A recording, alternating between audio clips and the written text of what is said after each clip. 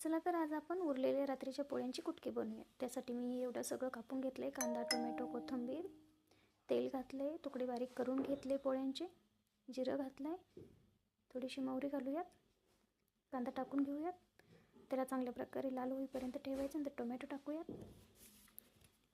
हे मिश्रण चांगलं एकजीव होईपर्यंत हलवत राहायचं। चवीनुसार मीठ घालून घेऊयात, कारण टोमॅटो चांगलं होतं। मग मीठ घातलं की शेंगदाणे घालून घेऊयात, कढीपत्ता घालूयात आणि आपण भिजत घातलेली तुरीची डाळ, तुम्ही कोणतीही डाळ घालू शकता। मी तुरीची डाळ टाकली, तुम्ही हरभऱ्याची, मुगाचीही घालू शकता, त्याला छान लागते। याला एकजीव करून घ्यायचे चांगलं। चला आता मसाले घालून घेऊयात। मसाले म्हणजे काही मसाले नाही, फक्त लाल मिरची, हळद कुटक्याला घालायची आहे। हे बघा अशा प्रकारे थोडी जाड मिरची घालते। साध्या सोप्या पद्धतीने लवकर होणारा आणि चविष्ट छान लागणारा हा रात्रीच्या पोळ्यांचे कुटके आहेत। हे बघा कोथिंबीर घातली, किती छान कलर आलाय त्याला।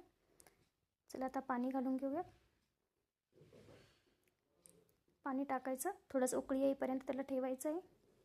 चांगली उकळी आली, चला आता कुटके टाकून घेऊयात। आपण जे पोळ्यांचे कुटके केले ते टाकून घेऊयात अशा प्रकारे। त्याला एकदा दोनदा हलवत राहायचं आहे, खाली वर करून घ्यायचं आहे।